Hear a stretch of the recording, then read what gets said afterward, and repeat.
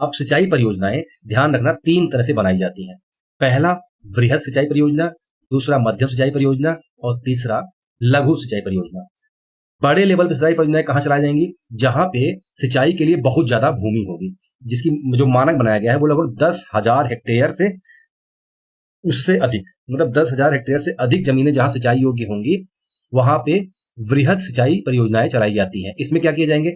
इसमें नहर, बड़े बड़े नहर बनाए जाएंगे, नदी घाटी परियोजनाएं बनाई जाएंगी, यानी बांध बनाए जाएंगे, वहां से पानी को नहरों के माध्यम से मोड़ के इन एरियो में भेज जाएंगे, क्योंकि ये बहुत बड़े लेवल पे सिंचाई होनी है। तो कितना आप ट्यूबवेल या समरसेबल या कुआं खोदेंगे? तो इससे अच्छा है नदियों को ही मोड़ दो, नदियों के पानी को ही मोड़ दो। ठीक है। उसके बाद आता है मध्यम सिंचाई परियोजना। ये लगभग 2,000 से 10,000 हेक्टेयर तक जो जमीनें जहां सिंचित होती हैं, मतलब सिंचाई योग्य होती हैं, वहां पे मध्यम सिंचाई परियोजनाएं चलाई जाती हैं। क्योंकि जब मान लीजिए जहां पे ज्यादा सिंचाई करना है तो वहां पे ऐसी होंगी, मतलब इस तरह बड़ी परियोजनाएं चलाएंगी। जहां पे सिंचाई का आकार थोड़ा कम होगा वहां पे छोटी परियोजनाएं चलाई जाएंगी। जैसे छोटी नहर, कोई बड़ी नहर जा रही है, उसी में से एक नहर काट दिए, छोटी नहर वहां पहुंची। उसके बाद आपका है लघु सिंचाई परियोजनाएं। ये जहां पर 2,000 हेक्टेयर 2,000 हेक्टेयर से कम की जमीनें सिंचाई योग्य होती है, वहां पे लघु सिंचाई परियोजनाएं चलाई जाती हैं। और इनमें आती है कुआं, नलकूप, तालाब, ड्रिप सिंचाई वगैरह। अब यहाँ पे भी नहर आप पहुंचा सकते हैं, लेकिन अब वहां पे ज्यादा भूमि ऐसी है कि कहीं बंजर है, कहीं खेती होती ही नहीं है, कहीं होती है कहीं नहीं होती, उस हिसाब से सिंचाई योग्य भूमि बहुत कम है। अब उसके लिए आप इतना बड़ा नहर खोद के वहां ले जाएंगे, पता नहीं नदी वहां से दूर हो, तो उससे बेहतर है आसपास कुआं खोद लो या नलकूप लगा लो या तालाब बना लो, पानी उसमें स्टोर कर लो। इन सब चीजों का उपयोग किया जाता है। तो ये हो गया हमारा सिंचाई परियोजनाएं कितने तरह की हो सकती हैं? 3 तरह की, बड़ी, मध्यम और लघु। इनका मानक क्या है? 10,000 से ज्यादा सिंचाई योग्य होगा, मतलब सिंचाई योग्य जमीनें होंगी तो बड़ी, 10,000, 2,000 और 10,000 हेक्टेयर के बीच होगा तो मध्यम, और 2,000 हेक्टेयर से कम की जमीनें होंगी सिंचाई योग्य तो क्या होगा? लघु परियोजना चलेंगी। इनको लघु सिंचाई परियोजना को प्रोत्साहन देने के लिए, क्योंकि भारत में कुछ एरिया ऐसे हैं जहाँ पे मतलब क्योंकि खेत के आकार बहुत ज्यादा छोटे छोटे हैं, और वहां ऐसी जगहों पे लघु सिंचाई परियोजना को बढ़ावा देने के लिए सरकार ने 2006 में एक लघु सिंचाई योजना नाम की एक कार्यक्रम चलाया था। क्या नाम था? लघु सिंचाई योजना, जो 2006 में चलाया गया था। 2010 में क्या किया गया? इसका नाम राष्ट्रीय लघु सिंचाई मिशन कर दिया गया था। राष्ट्रीय लघु सिंचाई मिशन कर दिया गया था। फिर सरकार बदलती है, मोदी जी आते हैं, वो 2014 में कहते हैं अब हम हर चीज का नवीकरण करेंगे, यानी नाम हर चीज का बदल देंगे। तो वो एक राष्ट्रीय सतत कृषि विकास मिशन चलाया जाता है। आप ध्यान रखना, जलवायु परिवर्तन संबंधित हमारे यहाँ 8 मिशन चलाए जा रहे हैं, वो आप इन्वायरमेंट बुक में देख लेना। 8 मिशन चलाए जा रहे हैं, मतलब वो बृहद लेवल पे है, हम जिसको अम्ब्रेला स्कीम कहते हैं। बहुत बड़े लेवल पे 8 है, 8 सेक्टर चुना गया है और उसके अंदर छोटी छोटी चलाई गई है। तो कृषि के लिए या जल संसाधन के लिए जो है वो राष्ट्रीय सतत कृषि विकास मिशन चलाया जा रहा है। इसी के अंदर सिंचाई से संबंधित जो योजना है वो खेत प्रबंधन एक योजना है। वो क्या चीज है? वो कुछ नहीं, और बस यही चीज है। ठीक है, लघु सिंचाई के लिए चलाई गई परियोजना है। और 2015 में 1 अप्रैल 2015 में एक योजना लागू होती है, प्रधानमंत्री कृषि सिंचाई योजना। उसी के अंतर्गत इसको फिर समाहित कर दिया जाता है। ठीक है, कंफर्म हो गया।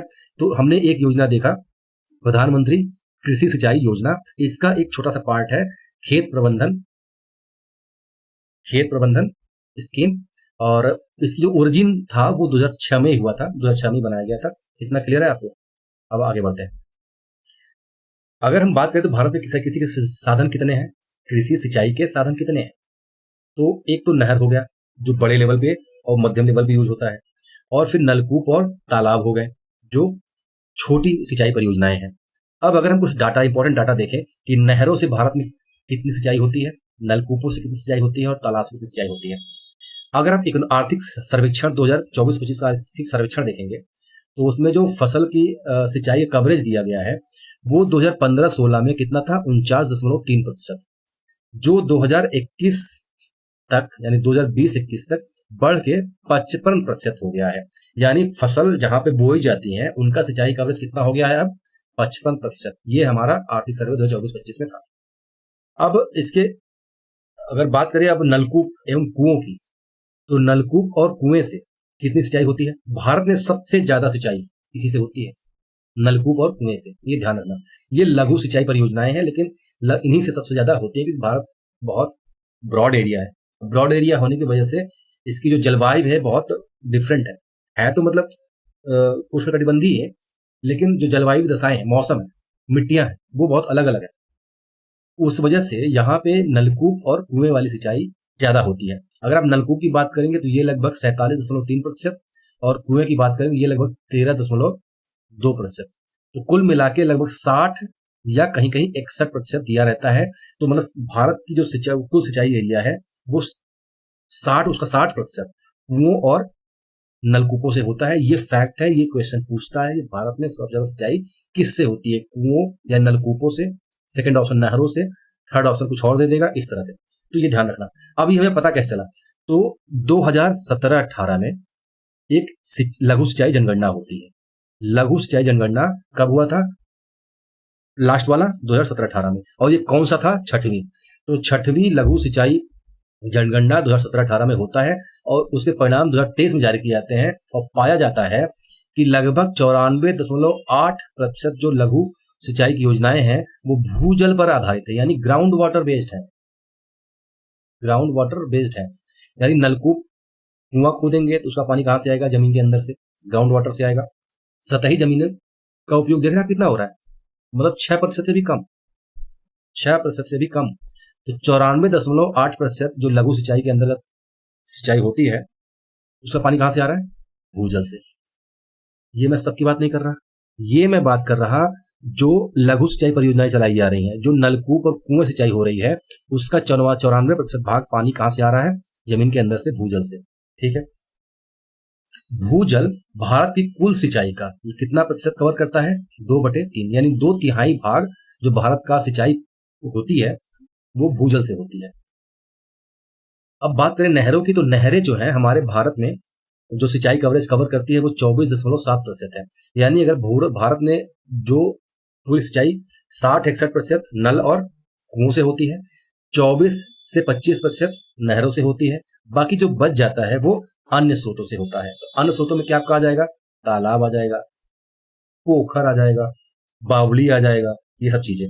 थोड़ा इनके बारे में थोड़ा और देखते हैं कि अगर कोई जहां पे नल और कुएं से सिंचाई हो रही है उसके कुछ फायदे और नुकसान भी है। और सबसे ज्यादा कुओं और नलों की सिंचाई कहाँ होती है, तो गुजरात में होती है, महाराष्ट्र में होती है, पंजाब में होती है, राजस्थान में होती है और उत्तर प्रदेश में। और उत्तर प्रदेश में सबसे ज्यादा नलकूप से सिंचाई होती है। ये भी फैक्ट है कि सबसे ज्यादा नलकूप से सिंचाई कहाँ होती है, तो उत्तर प्रदेश में। इसका मतलब उत्तर प्रदेश में सबसे ज्यादा लघु सिंचाई परियोजनाएं हावी हैं। ठीक है, और आप ज्यादातर देखोगे उत्तर प्रदेश में कहा, तो सरयू पार का जो एरिया है वहां पे सबसे ज्यादा होता है। यानी तराई के बाद सरयू पार आप इधर आइए तो आपको मिलेगा ज्यादातर नलकूपों से होने वाली सिंचाई। नलकूप से सिंचाई होती है उसके अपने कुछ लाभ है और अपने कुछ नुकसान। जैसे अब इसका लाभ क्या है, इसका लाभ क्या है कि किसानों को सस्ता पड़ जाता है थोड़ा सा, और ये सुगम पड़ जाता है। ठीक है, मतलब आसानी से मिल जाता है। और जो नहरों से मृदा की लवणता, जो जैसे नहरों जहाँ सिंचाई होती है वहां मृदा की लवणता बहुत ज्यादा बढ़ जाती है। क्यों, क्योंकि वहां पे पानी हमेशा भरा रहता है, जल आक्रांता की समस्या हो जाती है। नहर में हमेशा पानी बह रहा है तो उसके आसपास के जो खेत है उसमें पानी रिस के जाता रहेगा, नमी बढ़ती रहेगी। और पानी ज्यादा होगा तो आप लिंचिंग की प्रक्रिया जानते होंगे, लिंचिंग की प्रक्रिया होगी तो जो पोषक तत्व है वो छन जाएंगे, और उसके बाद जब वहां पे कभी पानी सूखेगा तो केशकत्व की प्रक्रिया होगी, तो नीचे से पानी ऊपर थोड़ा वाष्पीकरण होने के लिए आएंगे। जब पानी जमीन मतलब खेत के नीचे वाले भाग से ऊपर आएंगे और ऊपर आके वाष्पीकरण हो जाएगा, लेकिन जब नीचे से आते वक्त वो कुछ लवणीय तत्व अपने साथ लाएंगे, वो तो खेत पे छोड़ देंगे और खुद वाष्पीकृत होकर उड़ जाएंगे। तो नहरों में ये नहर जहां नहर सिंचाई होती है वहां पे ये समस्या थोड़ी सी होती है। लेकिन अगर आप कुओं से सिंचाई कर रहे हैं, नलकूप सिंचाई कर रहे हैं, तो ये खतरा आपको बहुत कम मिलेगा। यानी लवणों की जो मात्रा बढ़ जाती है खेत में उसका खतरा कम होगा। दूसरा लाभ ये है। तीसरा लाभ ये है कि नहरों में बड़े लेवल पे पानी आता है, आदमी काट देते हैं और बह रहा है भल के, तो पानी की बर्बादी होती है। अब चूंकि इसमें आदमी नलकूप सिंचाई करता है, भाई नलकूप चलाने के लिए बिजली चाहिए, डीजल चाहिए, पेट्रोल चाहिए, तो उस हिसाब से सिंचाई करता है, बंद कर देता है, तो जल की बर्बादी भी थोड़ी सी कम होता है। हानि क्या है, हानि यह है कि ये बहुत ज्यादा सीमित क्षेत्र तक ही ये मतलब सिंचाई कर सकते हैं, बहुत बड़े एरिया पे नहीं। बहुत बड़े एरिया पे आप कितना हॉर्स पावर का मोटर लगाएंगे, पानी पूरा फैल के जाएगा। अगर बहुत बड़ा एरिया है तो फिर वही बड़ी सिंचाई परियोजनाएं लगाइए, नहर का व्यवस्था कीजिए, है ना। दूसरी चीज, ये गर्मी के मौसम में जो ग्राउंड लेवल होता है वो चला जाता है नीचे, उस वजह से पानी की उपलब्धता भी कम हो जाती है। बिजली है तो बिजली का बिल देना पड़ेगा थोड़ी सी, या फिर बिजली समय पे आई नहीं आई उसकी वजह से भी हो सकता है। उसके बाद अगर आप बिजली नहीं है, आप डीजल मतलब इंजन यूज करना चाहते हैं, तो इंजन के लिए आपको पेट्रोल डीजल की व्यवस्था करनी पड़ेगी, उसकी कीमत कैसी कैसी नहीं, तो ये थोड़ा सी उसकी मतलब समस्या लिमिटेशंस है, ठीक है। और चट्टानी जगहों पर कुएं खोदना आसान नहीं होता, तो हर जगह लगाई भी नहीं जा सकती, तो नलकूपों की समस्या अपनी ये है। तो ज़्यादातर इसलिए आप प्रायद्वीपीय भारत में देखेंगे कि ज़्यादातर नलकूप सिंचाई नहीं, तालाबों द्वारा ज़्यादातर सिंचाई होती है। और हम नहरों की बात कर रहे थे, तो नहरें जो है वो अगर भारत में देखेंगे, भारत में विश्व का सबसे बड़ा नहर तंत्र है। तो सबसे ज्यादा नहर कहाँ पाई जाती है? अपने भारत में। अपने भारत में भी सबसे ज्यादा कहाँ? तो उत्तरी भारत में। क्यों? क्योंकि मिट्टियां हैं, अवसादी खोदना आसान है। दक्षिण भारत में मिट्टी मतलब परत है, चट्टानी खोदना आसान नहीं है, तो उत्तर भारत में ज्यादा पाई जाएंगी। उसमें भी सबसे ज्यादा यूपी में सिंचाई होती है, मतलब यूपी का एरिया ही बड़ा है कृषि वाला, तो जाहिर सी बात नलकूप यहीं भी होगा, और गंगा भी बहती है यहीं से बहुत बड़े एरिया में, तो नहर भी यहीं होगी ज्यादा, मतलब बड़े लेवल पे। तो यू उत्तर प्रदेश में, एमपी में, आंध्र प्रदेश में, हरियाणा में, पंजाब में और बिहार में सर्वाधिक नहर तंत्र कहाँ है? उत्तर प्रदेश में, मध्य प्रदेश में, आंध्र प्रदेश में, हरियाणा, पंजाब और बिहार, ठीक है। और इसके भी अपने लाभ और अपने हानि है। जैसे लाभ तो ये है कि नहरों में, नदियों से, अब चूंकि बरसाती जो 12 हिमालय की नदियां हैं वो 12 मासी नदियां हैं। 12 मासी नदियां होने के मतलब गर्मी के मौसम में ग्लेशियर से पिघल के पानी नदियों में आ रहा है, नदियों में पानी आ रहा है, तो सिंचाई के लिए नहरों में पानी साल भर लगभग मोड़ दिया जाता है, तो पूरे वर्ष आपको पानी मिलता रहेगा। ग्राउंड वाटर कम है जाता है, उससे ज्यादा फर्क नहीं पड़ेगा। दूसरी चीज, नदियों द्वारा लाई गई जो नई मिट्टी होती है ना, आप खादर बांगर पड़े होंगे ना, खादर अच्छी क्यों, मिट्टी क्यों अच्छी क्यों होती है? क्योंकि बाढ़ द्वारा जो नदियां पोषक तत्व या गाद लाते हैं वो उसके ऊपर बिछा देते हैं। अब चूंकि कोई नदी जो मिट्टी काट के कहीं से ला रही है, गाद ला रही है, उससे अगर आप कोई नहर उससे उसी का पानी आप नहर के माध्यम से किसी खेत में लेके पहुंचा रहे हैं, तो नदियों द्वारा जो गाद या पोषक तत्व लाए जा रहे हैं वो सीधे खेत में आपके पहुंच जाते हैं, ठीक है। तो मिट्टी का नवीकरण भी हो जाता है, कहीं एक पोषक तत्व थोड़े मिल जाते हैं, या नदियों द्वारा लाए गए पोषक तत्व का वितरण हो जाता है सीधे खेतों तक, ये लाभ है। और साथ साथ अगर कोई बड़ी नहर है और वहां की संरचना अच्छी है, थोड़ा ढाल प्रवणता अच्छी है, तो वहां पे आप जल विद्युत, छोटी मोटी जल विद्युत परियोजनाएं भी लगा के बिजली का उत्पादन कर सकते हैं। और एक बार अगर आप नहर खोद दें तो उसके बाद जो लागत लग गई, उसके बाद उसकी मरम्मत का खर्चा बहुत कम आता है, ठीक है। बिजली का बिल नहीं देना, फलाना ढमका नहीं करना। समस्याएं इसकी अपनी थोड़ा बहुत हम पहले बात कर चुके हैं। ये जो सबसे बड़ी समस्या होती है वो जल आक्रांता की होती है।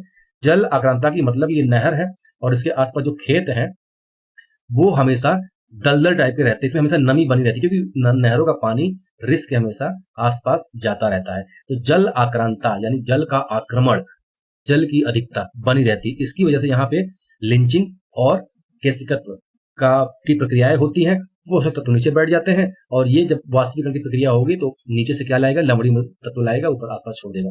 ये हमें पंजाब और हरियाणा में सबसे ज्यादा देखने को मिल रही है, जहाँ इंदिरा गांधी नहर परियोजना चल रही है, वहां पे इसकी समस्या बहुत ज्यादा है, ये ध्यान रखना। तो दलदली स्थिति तो होती है, दलदली स्थिति होगी तो क्या मच्छर मलेरिया ज्यादा होगा वहां पे। दूसरी समस्या, लवणता बढ़ेगी, समझ गए। उसके कारण भूमि ऊसर हो जाएगी, जैसे पंजाब, हरियाणा, पूर्वी उत्तर प्रदेश और महाराष्ट्र में एक नीरा नदी है, वहां क्या हुआ कि वहां की जमीन के आसपास, जमीन की परतों में नमक का जमाव हो गया, उस वजह से वहां की मिट्टी मतलब जो उपजाऊता थी खत्म हो गई, समझ गए। और साथ ही साथ अगर नहर का पानी आ रहा है, आपका खेत बहुत स्वच्छ है, कोई खरपतवार नहीं है, पर कहीं और खरपतवार है, वो भी उठा के ले आ रहा है और नहर के माध्यम से आपके खेत में पहुंच गया, तो आपके खेत में नहर पर खरपतवार भी होगा। तो ये ऐसी समस्याएं हैं। ये मैं क्यों बता रहा हूं, ये इंपॉर्टेंट है। ये स्टेटमेंट में क्वेश्चन आता है, निम्नलिखित में से कौन सा नहर सिंचाई की समस्याएं हैं या मतलब उसकी कमियां हैं, इस तरह से क्वेश्चन स्टेटमेंट में बना के दे देगा, 4 विकल्प दे देगा। पूरे वर्ष सिंचाई होती है, जल विद्युत का उत्पादन किया जा सकता है, मिट्टी में खरपतवार बढ़ने मतलब खेत में खरपतवार बढ़ने की समस्या हो सकती है। तो इस हिसाब से आप क्लियर होना पड़ेगा, ठीक है। उसके बाद नहर पढ़ लिए। अन्य स्रोतों में एक तालाब था। तालाब ही क्यों? क्योंकि जब आप एक तो प्राचीन काल में जाएंगे, उस समय तालाब के अन्य अन्य रूप होते थे, सिंचाई के अन्य अन्य रूप होते थे, उनके नाम हम बाद में देखेंगे उस समय क्या कहते थे। और आज भी दक्षिण भारत में तालाब एक बहुत बड़ा सिंचाई का माध्यम है। दक्षिण भारत में सिंचाई एक तो प्राकृतिक रूप से बने हैं और दूसरा मानव निर्मित है। तो तालाब से अगर आप देखेंगे तो 2.7% भाग आज भी सिंचाई का माध्यम है। मतलब पूरी सिंचाई का माध्यम 60 से 61 नलकूप और कुएं, 24 से 25 नहरें और 12% में अन्य है, और उन 12% में आपका 2.7% किससे है? तो तालाब से है। ज्यादातर प्रायद्वीपीय भारत में तालाब सिंचाई होती है, चाहे आप तमिलनाडु देख लीजिए, कर्नाटका देख लीजिए, तेलंगाना और आंध्र प्रदेश। इसकी समस्या क्या होती है? गर्मी में सूख जाते हैं और साथ ही साथ हर साल इसमें मिट्टी मतलब आसपास से मिट्टी आके जम जाती है, बहुत भट जाते हैं, जिसकी सफाई करनी पड़ती है। ठीक है, ये इसकी तालाब की समस्याएं हो गई। उसके बाद माइक्रो इरिगेशन देखते हैं। माइक्रो इरिगेशन क्या होता है, यानी सूक्ष्म सिंचाई। माइक्रो इरिगेशन क्या होता है, तो नीति आयोग के अनुसार 2022-23 तक जो ड्रिप सिंचाई प्रणाली है उसका कवरेज एरिया कितना है, लगभग 11%। यानी भारत में माइक्रो इरिगेशन के तहत ड्रिप सिंचाई और स्प्रिंकल सिंचाई, इसकी हिंदी होती है, ड्रिप का मतलब हो जाएगा टपकन और स्प्रिंकल का मतलब हो जाएगा फव्वारेदार। फव्वारेदार ये क्या होगा कि एक पाइप लगा होगा और यहाँ से खूब फव्वारा निकलता रहेगा, और ये क्या होगा कि जड़ों के नीचे, जैसे ये पेड़ हो गया, ठीक है, ये पेड़ हो गया और यहाँ पाइप बिछाया जाएगा और यहाँ पे जगह जगह छेद रहेगा, ये जड़ों के पास बूंद बूंद बूंद बूंद बूंद बूंद पानी टपकेगा। ठीक है, तो इसे कहते हैं सूक्ष्म सिंचाई सिस्टम, व्यवस्था या परियोजनाएं। तो नीति आयोग ये कह रहा है कि भारत में जो अभी 11% ऐसी चीज मतलब इनका विकास हुआ है, यानी 11% की जो सिंचाई प्रणाली है वो माइक्रो इरिगेशन है, जिसमें ड्रिप सिंचाई यानी टपकन और स्प्रिंकल सिंचाई सिस्टम यानी फव्वारेदार यूज होते हैं। तो सबसे ज्यादा अगर आप माइक्रो इरिगेशन प्रोजेक्ट देखेंगे तो कहाँ यूज हो रहे हैं, ये राजस्थान में। रीजन पता है, राजस्थान में पानी की समस्या है और पानी बचाना भी है और फसलों को पानी भी देना है। तो राजस्थान में सबसे ज्यादा माइक्रो इरिगेशन के माध्यम से सिंचाई होती है, जिसमें ड्रिप और स्प्रिंकल ज्यादा महत्वपूर्ण है। सबसे ज्यादा कहाँ होता है, राजस्थान में।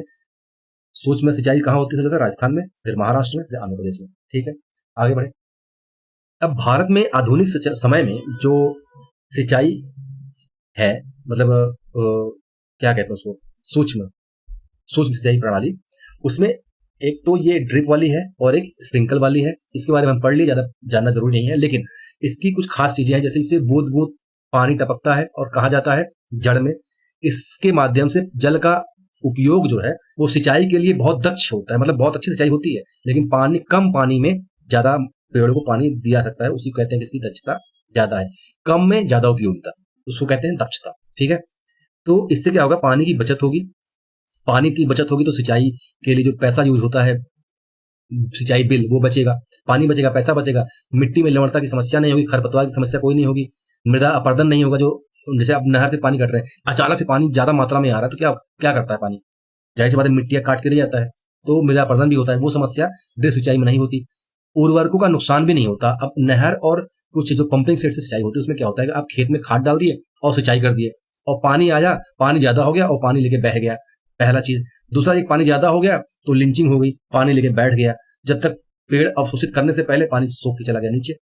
तो लेकिन इसमें क्या है कि टप टप टप टप करता रहेगा पेड़ के जड़ों के पास, और जितना आप पेड़ अवशोषित करते जाएंगे, पानी देता रहेगा, तो आपके उर्वरक भी पेड़ों को लगेंगे, बस ठीक ठाक, खराब नहीं होगा। इसकी जो ड्रिप सिंचाई प्रणाली है, इसकी खोज इजराइल ने की थी। इजराइल वाटर टेक्नोलॉजी के मामले में बहुत आगे है, जिस तरह से वो डिफेंस टेक्नोलॉजी के मामले में बहुत आगे है।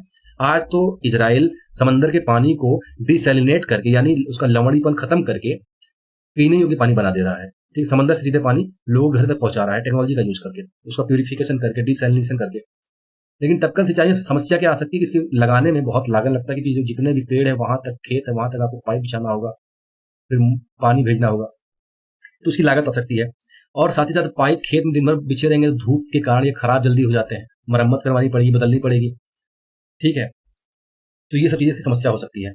स्प्रिंकल सिंचाई या फव्वारेदार सिंचाई की समस्या और उसकी अच्छाई क्या है, तो खास तो ये है कि प्रेशर के माध्यम से, यानी फव्वारा पानी तो नीचे बैठता है, ऊपर तो जाएगा नहीं, क्योंकि पानी का नियम क्या है, हाई टू लो, लेकिन इसको लो टू हाई पहुंचाना है, तो इसमें आपको पंप लगाना पड़ेगा, पंप के माध्यम से पंप करना पड़ेगा, यानी प्रेशर देना पड़ेगा, दबाव के माध्यम से पानी ऊपर पहुंचाना पड़ेगा।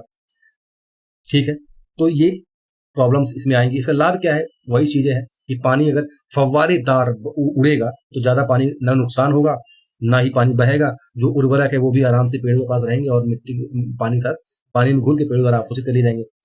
पेस्टिसाइड का छिड़काव आसान होता है, क्योंकि जो पानी आप खेत में दे रहे हैं और फव्वारेदार इसको बहा रहे हैं, इसी पाइप में आप अपना वो डाल दीजिए, पेस्टिसाइड यानी खरपतवार नाशक डाल दीजिए, वो पूरे खेत में छीट देगा, आपको जाना नहीं पड़ेगा, तो छिड़काव इसका आसान हो जाता है। ठीक है, अब इसकी दिक्कत क्या है, इसकी भी दिक्कत वही है कि मोटर लगाइए, पाइप लगाइए, लागत ज्यादा है, उसका पाइप रखरखाव कीजिए, धूप से खराब हो जाए तो बदलिए। ठीक है, उसके बाद हम थोड़ा बढ़ेंगे, एक टेक्नोलॉजी है rain gun technology. Rain gun technology. आप हिंदी देखिए, वर्षा वाला गन तकनीक, यानी आप फव्वारेदार देख रहे हैं कि जैसे ये फव्वारेदार है, ये आपके खेत में लगा है, खूब फव्वारा फेंक रहा है, ठीक है। तो रेन गन टेक्नोलॉजी क्या होती है कि ये मतलब वर्षा कराई जाती है, कृत्रिम वर्षा, बरसात की तरह सिंचाई कराई जाती है। बहुत बड़ा एरिया है तो 20 से 60 किलोमीटर के एरिया में आप वर्षा कराई जाती है। अगर आप अमेरिका वगैरह के फार्मलैंड देखेंगे तो वहाँ हेलीकॉप्टर से पानी का छिड़काव होता है, तो उसे कहते हैं मतलब रेन गन टेक्नोलॉजी। एक शब्द और है, फर्टिगेशन। फर्टिगेशन, फर्टिगेशन बना है फर्टिलाइजर और इरिगेशन से, यानी सिंचाई और उर्वरक, उर्वरक दोनों साथ में एक साथ देना। अब मान लीजिए कैसे देंगे, मान लीजिए टपकन वाला जो प्रणाली अपना रहे, स्प्रिंकल या टपकन, उसी में आप उर्वरक घोल दीजिए, वो जाके पेड़ जड़ों के पास पहुंच जाएगा। तो इस शब्दावली को फर्टिगेशन कहते हैं। ये बहुत पूछा जाता है क्वेश्चन में आजकल, तो इसलिए इसको याद रखना। आजकल एक पता है लिक्विड यूरिया चला है, तो जहां किसी खेत में आपको एक बोरी यूरिया छींटने की जरूरत थी, वहां आप लिक्विड यूरिया लीजिए और आधा लीटर की बोतल पानी के पास लगा दीजिए, वो साथ में बहता जाएगा और सिंचाई सिंचाई के साथ उसमें उर्वरक भी पहुंच जाएंगे, ठीक है, खाद पानी साथ साथ, उसी को कहते हैं फर्टिगेशन। ये सब याद रखना।